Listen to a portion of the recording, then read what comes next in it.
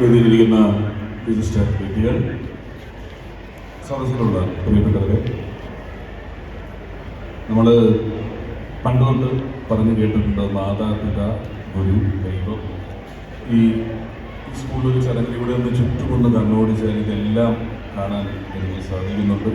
മാതാപിതാക്കളെ കാണാം, ഗുരുക്കന്മാരെ കാണാം, ദൈവത്തെ കാണാം. ഇങ്ങനെ എല്ലാം കൂടെ ഒന്നിച്ചു നിൽക്കുന്ന ഒരു സ്ഥലത്താണ് ഈ ചടങ്ങ് നടക്കുന്നത്. വലിയ സന്തോഷം. അപ്പം വളരെ പ്രിയപ്പെട്ട ബാബുചേട്ടൻ, ഞാനിങ്ങനെ ഞാൻ പ്രസംഗിക്കേണ്ട ഒരു വിഷയത്തെക്കുറിച്ച് മുൻകൂട്ടി തയ്യാറാക്കിയ രീതിയിൽ രംഗത്താറല്ല ഇങ്ങനത്തെ ചടങ്ങുകൾ. അപ്പം എന്തിനെക്കുറിച്ച് പറയണം എന്നിങ്ങനെ ആലോചിക്കുമ്പോൾ എനിക്ക് മുമ്പ് പ്രസംഗിച്ചവരുടെ പ്രസംഗത്തിൽ നിന്നൊക്കെ എന്തെങ്കിലും പിടിക്കാമല്ലോ എന്നൊക്കെ ഒന്ന് കേൾക്കുമ്പോൾ ഒരുപാട് വിഷയങ്ങൾ ഓർത്തും കേട്ടും മുന്നിലേക്ക് പോയി. പക്ഷേ ഈ ആദ്യം പറഞ്ഞതുപോലെ ഇന്നത്തെ ദിവസം ഇവിടുത്തെ കുട്ടികളുടെ കലാപരിപാടികൾക്ക് വേണ്ടി മാറ്റിവെച്ചിട്ടുള്ളൊരു ദിവസമാണ്. ഇന്നത്തെ സമയം കൂടുതൽ മാറ്റിവെക്കേണ്ടത് അവർക്ക് വേണ്ടിയാണ്. ഒരുപാട് പ്രസംഗിക്കുക എന്നത് യുക്തിയല്ല, ഒട്ടും പ്രസംഗിക്കാതെ പോവുക എന്ന് പറയുന്നത് ശരിയുമല്ല. ഒരുപാട് പ്രസംഗിക്കില്ല എന്ന് പറഞ്ഞ ശേഷം ഒരുപാട് പ്രസംഗിക്കുന്നതിനേക്കാൾ നല്ല 10 മിനിറ്റ് വരെ പ്രസംഗിക്കാനുള്ള സാധ്യത ഉണ്ട് എന്ന് ഞാൻ ആദ്യമേ പറഞ്ഞേക്കട്ടെ. ഞാൻ എൻ്റെ ചേച്ചി സ്കൂളിൽ പഠിക്കുന്ന കാലത്ത് അവളൊരു ഡാൻസിന് പങ്കെടുക്കുന്നുണ്ടായിരുന്നു. അന്ന് ഞാനും എൻ്റെ കുടുംബവും കൂടി ഇത് കാണാൻ വേണ്ടി ചെന്നിരുന്നു. അപ്പോൾ എത്രാമതാണെന്ന് പറയില്ല, ചെസ് നമ്പറാണല്ലോ വിളിക്കുന്നത്. ഡ്രസ് ചെയ്യാനവിടെ പോയി ഓരോ ഡാൻസിനും എൻ്റെ ചേച്ചിയുടെ ഡാൻസ് ആയിരിക്കുന്നതുകൊണ്ട് ഞങ്ങളിങ്ങനെ ഇരിക്കുകയാണ്. അപ്പോൾ ഇന്നത്തെ അത്ര എളുപ്പമല്ല പ്രശസ്തരെ ഞാൻ ചെറുപ്പത്തിൽ പഠിക്കാൻ. കാരണം കുറച്ച് പേര് രാഷ്ട്രീയത്തിലും കുറച്ച് പേര് സിനിമയിലേ ഉള്ളൂ. ആകെ TV എന്ന് പറയുന്നത് ദൂരദർശനേ ഉള്ളൂ. അതിനുള്ള ആളുകളെ ഒരു സ്കൂളിലെ ഫംഗ്ഷന് കിട്ടുക എന്ന് പറയുന്നത് എളുപ്പമല്ല. അപ്പോൾ വൈകത്തുള്ളൊരു നാടകക്കാരനാണ് അന്ന് സ്കൂളിൽ അതിഥിയായിട്ട് വന്നത്.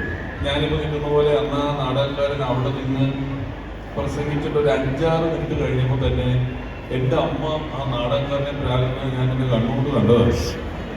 അപ്പൊ അത് കണ്ട ഞാൻ ഇവിടെ വന്നിട്ട് എല്ലാ അമ്മമാരുടെ ഒക്കെ പ്രാക്ടീസ് പറയുന്നത് അത്ര ശരിയല്ലാത്തത് കൊണ്ട് ഞാൻ എൻ്റെ പ്രാകാരുന്നതാണ്. അതുകൊണ്ടാണ് ഞാൻ ചിരിക്കുന്നത്, അല്ലെങ്കിൽ ചെയ്യില്ല.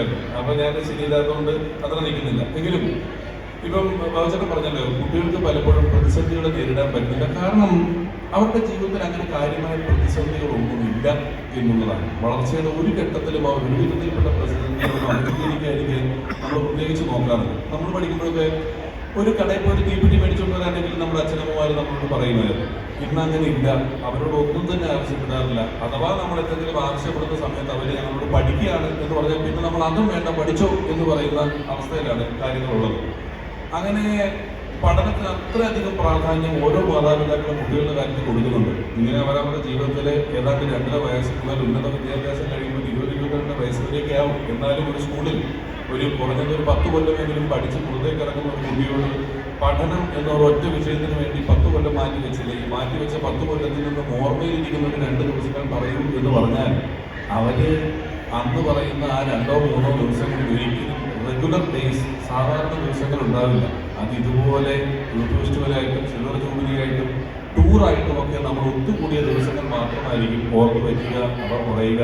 അങ്ങനെ ചിന്തിക്കുമ്പോൾ ഇവിടെ ഇപ്പോൾ പഠിച്ചുകൊണ്ടിരിക്കുന്ന കുട്ടികളുടെ ഈ സ്കൂളിനെ കുറിച്ചുള്ള നല്ല ഓർമ്മകളുടെ കണക്ക് പുസ്തകത്തിലെ ഒരു പേജിൽ എൻ്റെ കൂടി പേരെടുത്ത് ചേർക്കാൻ സാധിച്ചതിൽ ഞാൻ അതിയായി സന്തോഷിക്കുന്നു. എന്ന് ഞാൻ ഇതിനെ ക്ഷണിച്ചതിൽ നിങ്ങൾ ഓരോരുത്തരോടും ഞാൻ നന്ദി പറയുന്നു.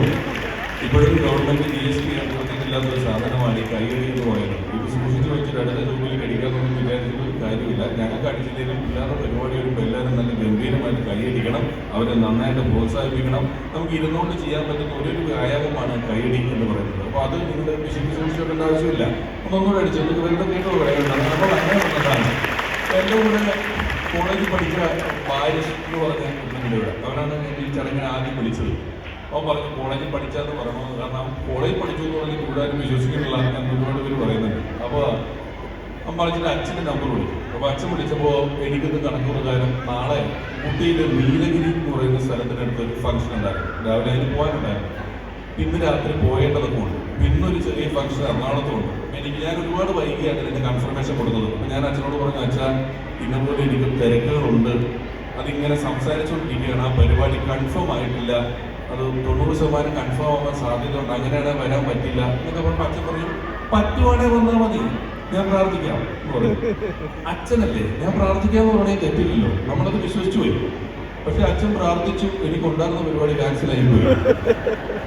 അപ്പൊ ഇനി എന്തെങ്കിലും ഉണ്ട് അച്ഛനൊരു മെസ്സേജ് വിട്ടാൽ മതി, ഞാൻ വന്നോളാം, പ്രാർത്ഥിച്ചിട്ട് എന്റെ ഉള്ള പരിപാടി ക്യാൻസലാക്കി കളയരുതേ എന്ന് ഞാൻ ഈ അവസരത്തിൽ അദ്ദേഹത്തോട് അഭ്യർത്ഥിക്കുകയാണ്. അങ്ങനെ പ്രാർത്ഥിച്ചു ഞാനിവിടെ വന്നു. ഇവിടെ എത്തുമ്പോഴും ഇങ്ങനെ ഞാൻ പറഞ്ഞതുപോലെ എല്ലാവരും തീർച്ചയായും വേണ്ടി സമയം കിട്ടിക്കാതിരിക്കുന്ന ഒരുപാട് കുട്ടികൾ അവരുടെ നല്ല നല്ല സിനിമകളും വേഷങ്ങളും കലാപരിപാടികളും അവതരിപ്പിക്കാൻ വേണ്ടി നിൽക്കുകയാണ്. ഒരു 10-100 കൊല്ലം മുമ്പൊക്കെ കൃഷി പഠിച്ചാൽ ഒരുത്തരം ജീവിക്കാം. പിന്നെ ഈ പഠനത്തോടൊപ്പം തൊഴിൽ എന്ന് പറയുന്ന ഒരു കാര്യങ്ങൾ 20 കൊല്ലം മുമ്പൊക്കെ വന്നു. ലിഫ്റ്റ് ടെക്നോളജി അത് ഇതെന്നൊക്കെ പറഞ്ഞ് നമ്മൾ കുറേ കാര്യങ്ങൾ വന്നു. പക്ഷെ ഇന്ന് വലിയ വലിയ വിദ്യാഭ്യാസ വിചക്ഷകന്മാർക്ക് പോലും ഇന്ന് 1-ലോ UKG-ലോ 2ാം ക്ലാസ്സിലോ പോയി ചേർക്കുന്ന ഒരു കുട്ടി എന്ത് കോഴ്സ് പഠിച്ചാലാണ് അതിന് 20 വർഷം കഴിഞ്ഞാൽ പ്രസക്തി ഉണ്ടാക്കുക എന്ന് അറിയില്ല. അത്രയധികം വേഗത്തിലാണ് ലോകം മാറിക്കൊണ്ടിരിക്കുന്നത്. ഈ മാറ്റത്തോടൊപ്പം ഓടുക എന്ന് പറയുന്നത് വലിയ പാടാണ്. അത്ര വേഗത്തിൽ മാറിക്കൊണ്ടിരിക്കുകയാണ്. അപ്പോൾ 20 കൊല്ലം കഴിഞ്ഞാൽ പ്രസക്തിയുള്ള എന്ത് വിഷയമായിരിക്കും നമുക്ക് ഇപ്പോൾ പഠിപ്പിക്കാനാകുക എന്ന് അറിയില്ല. ഈ സാമൂഹ്യ മാധ്യമങ്ങളുടെ കടന്നു വരും, അതിലൂടെയുള്ള അറിവുകളും ഒക്കെ വളരെ വേഗത്തിൽ തന്നെ നമ്മൾ പോയിക്കൊണ്ടിരിക്കുകയാണ്. എങ്കിലും ഈ കോവിഡിന്റെ സമയത്ത് കുട്ടികൾക്ക് പഠിക്കാൻ മൊബൈൽ ഫോണൊക്കെ ആവശ്യമായി വന്ന സമയത്ത് ഒരു സംഘടനയുമായി ബന്ധപ്പെട്ട് ഈ കുട്ടികൾക്ക് മൊബൈൽ ഫോൺ കൊടുക്കുന്ന പരിപാടിയിലൊക്കെ പങ്കെടുത്ത ശേഷം ആ കോവിഡിന് ലോകവ്യാപകമായി ഒരു വലിയ പഠനം നടന്നു. കാരണം ഇനി ഇങ്ങനെ ഒരു ഫിസിക്കൽ സ്കൂളിൻ്റെ ഇപ്പോൾ ഞാൻ ഭാവിച്ചപ്പോൾ ചോദിക്കുകയായിരുന്നു, 25 കൊല്ലങ്ങൾക്ക് മുമ്പ് ഈ സ്കൂൾ തുടങ്ങുമ്പോൾ നിങ്ങൾ പറഞ്ഞ ഒരു മുറിയിൽ ഒരു കുഞ്ഞ് സ്കൂളായി തുടങ്ങിയതും ഇത്രയൊക്കെ എത്തിയതും രണ്ടാളെന്ന് ഭാവിച്ചത്. അപ്പം ഇത്തരത്തിലുള്ള ഒരു ഫിസിക്കൽ സ്കൂളിൻ്റെ ആവശ്യം, സ്കൂൾ ബസ്സുകളുടെ ആവശ്യം, ഇതിൻ്റെയൊക്കെ ആവശ്യകത ഇനിയുള്ളൊരു കാലത്തുണ്ടോ? ഒരു മുറിയിൽ ഇരുന്നുകൊണ്ട് ഒരു ടീച്ചർ ഒരു ക്യാമറയ്ക്ക് മുന്നിൽ നിന്ന് നമുക്ക് ഇൻട്രാക്ഷന് സ്കോപ്പുള്ള ഒരു സോഫ്റ്റ്വെയർ ഉപയോഗിച്ചുകൊണ്ട് സംസാരിച്ചാൽ ഒരു 500 കുട്ടികളെ ഒരേ സമയത്ത് പഠിപ്പിച്ചുകൂടെ? ഒരു പഠനം ലോകവ്യാപകമായി നടന്നിരുന്നു.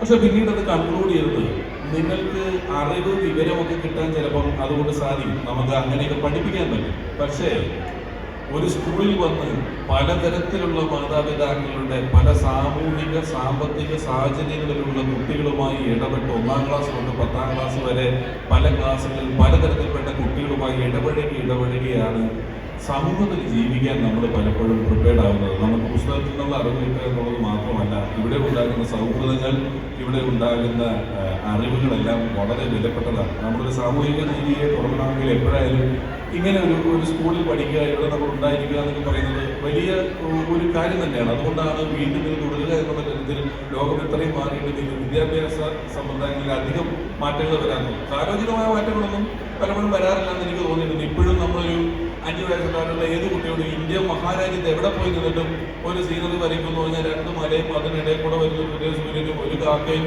ഒരു വീടും തന്നെ ഞാനും ഇപ്പോഴൊക്കെ വരയ്ക്കുന്നുണ്ട്. അവിടെയൊക്കെ അതുപോലെ തന്നെ ഇരിപ്പുണ്ട്, എങ്കിലും മാറുന്നുണ്ട്. പക്ഷേ ഈ സാമൂഹ്യ മാധ്യമങ്ങൾ, സ്ക്രീൻ ടൈം എന്ന് പറയുന്നത് നമ്മുടെ ഒരു നെഗറ്റിവിറ്റിയെ പെട്ടെന്ന് പ്രചോദിപ്പിക്കുന്ന ഒന്നാണ്. ഇതിപ്പോൾ പറഞ്ഞതുപോലെ പല കാര്യങ്ങളും നോർമലാണ് എന്ന തോന്നൽ, പൊതുബോധം ഉണ്ടായിക്കൊണ്ടിരിക്കുന്നു. ഞാനൊരു ഇന്റർവ്യൂവിൽ പറഞ്ഞിട്ടുണ്ട്, നമ്മൾ കണ്ണട വെക്കുന്നതും ഇയർഫോൺ വെക്കുന്നതും ഉദാഹരണമാണ്. കാരണം കണ്ണിന് കാഴ്ച കുറവുള്ളത് കൊണ്ട് ഞാൻ കണ്ണട വെച്ചിരിക്കുന്നു, എനിക്ക് കല്യാണം ആലോചിക്കുന്നതിന് ഒരു കുഴപ്പമില്ല. പക്ഷെ എൻ്റെ ചെവിക്ക് ചെറിയൊരു കേൾവി കുറവുള്ളത് കൊണ്ട് ഞാൻ ഇയർഫോൺ വെച്ചാൽ അത് ചിലപ്പോൾ ഒരു പ്രശ്നമായി ചിലരെങ്കിലും കണ്ടേക്കും. അതിൻ്റെ കാരണം കണ്ണട ലോക ജനസംഖ്യയുടെ 35% ആൾക്കാർ വെക്കുന്നുണ്ട് എന്നുള്ളത് കൊണ്ടാണ്. എല്ലാവരും ചെയ്യുന്ന ഒരു കാര്യം വളരെ നോർമലായിട്ട് നമുക്ക് തോന്നാൻ സാധ്യതയുണ്ട്. അപ്പോൾ ഈ ക്രൈമുകൾ ഇങ്ങനെ വളരെ സ്വാഭാവികമായ പ്രോസസ്സായി നമുക്ക് തോന്നുന്നു, അത് ഹെഡിങ്ങുകളായി വരുന്നു. അത് മാത്രമേ വാർത്തകളായി വരുള്ളൂ. കാരണം ഈ വാർത്തകൾക്ക് ഡിജിറ്റൽ സ്പേസിൽ ആവശ്യം ഒരു ക്ലിക്കാണ്, നമ്മളത് കാണുക എന്നുള്ളതാണ്. രാത്രി ഒരു കാട്ടിൽ കൂടെ നടക്കേണ്ടി വന്നാൽ ആ കാട്ടിൽ പൂമ്പാറ്റ ഉണ്ടോ എന്ന് നമ്മളാരും ചിന്തിക്കാറില്ല, പാമ്പുണ്ടോ എന്ന് മാത്രമേ ചിന്തിക്കാറുള്ളൂ. കാരണം ഈ പൂമ്പാറ്റ നമ്മളൊന്നും ചെയ്യില്ല എന്നുള്ള ബോധമാണ്. പാമ്പ് നമ്മളെ എന്തെങ്കിലും ചെയ്യാൻ സാധ്യതയുണ്ട്. അപ്പം നമ്മുടെ തന്നെ ഒരു പ്രൊട്ടക്ഷന് വേണ്ടി നമുക്ക് നെഗറ്റീവുകളോട് വല്ലാത്തൊരു ആഭിമുഖ്യം തന്നിട്ടുണ്ട്. ഈ ആഭിമുഖ്യം ദുരുപയോഗം ചെയ്തുകൊണ്ടാണ് ഡിജിറ്റൽ സ്പേസിലുള്ള എല്ലാ ഹെഡിങ്ങുകളും വരിക, എല്ലാ കാര്യങ്ങളും വരിക. അപ്പോൾ സമൂഹം ഒരുപാട് മോശമായതല്ല, സോഷ്യൽ ട്രാൻസ്പെറൻസി കൂടിയതാണ്. നമ്മൾ കൂടുതൽ കാര്യങ്ങൾ, അനാവശ്യ കാര്യങ്ങൾ എല്ലാ ദിവസവും അറിയുന്നു എന്നുള്ളതാണ് വിഷയം. സമൂഹം മോശമൊന്നുമല്ല. കാരണം ഇപ്പോഴത്തെ പിള്ളേർ ഏത് സാധനം, ഫോണായിക്കോട്ടെ, ഷർട്ടായിക്കോട്ടെ, വാച്ചായിക്കോട്ടെ, വണ്ടികളായിക്കോട്ടെ, ഏറ്റവും പുതിയതാണ്, ഏറ്റവും അപ്ഡേറ്റഡ് ആയിട്ടുള്ളത്. ഈ പുതിയ കുട്ടികളാണ് ഏറ്റവും അപ്ഡേറ്റ് ആയിട്ടുള്ള കുട്ടികൾ.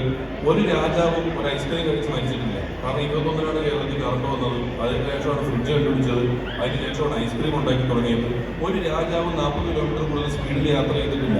അപ്പം നമ്മളൊക്കെ എന്തുമാത്രം സൗകര്യങ്ങളിലാണ് ഇന്ന് നമ്മൾ ജീവിക്കുന്നത്. ഈ സൗകര്യങ്ങളിൽ, ഈ സന്തോഷങ്ങളിൽ, വീട് കിട്ടുന്ന ഇത്തരത്തിലുള്ള നിമിഷങ്ങൾ നമുക്ക് പരമാവധി സന്തോഷപ്രദമാകാം, ഏറ്റവും ഗംഭീരമായിട്ട് നമുക്ക് മുന്നിലേക്ക് പോകാം.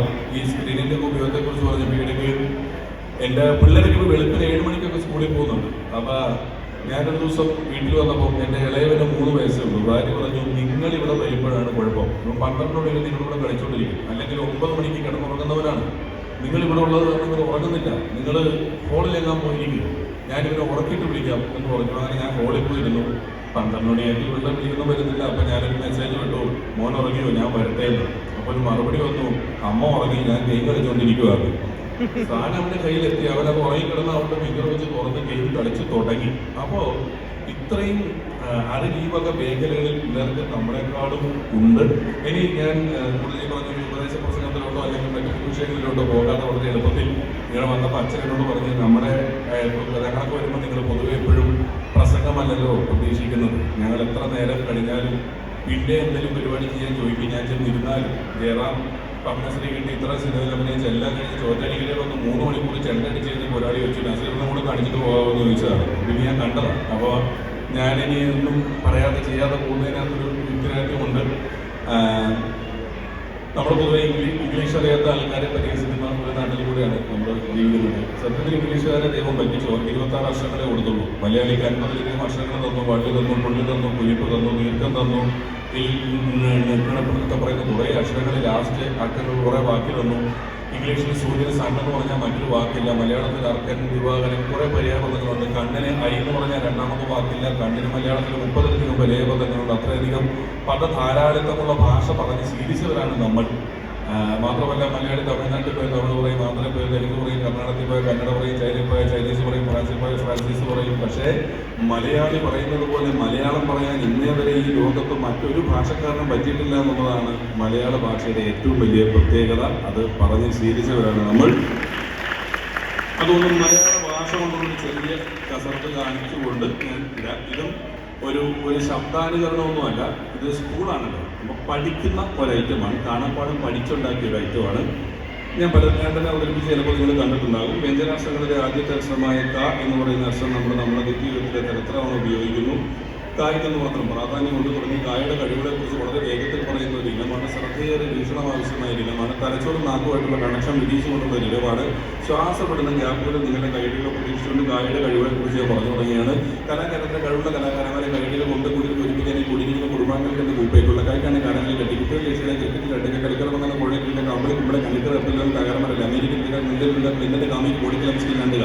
ലോകത്തിനകത്ത് സ്കൂട്ടർ സൈക്കിൾ കായുണ്ട്. കയ്യിൽ കിടന്ന കല്ല് കടൽക്കാറ്റെല്ലാം കായലിൽ കിട്ടലെ പള്ളവണ്ണ മാത്രമാണ്.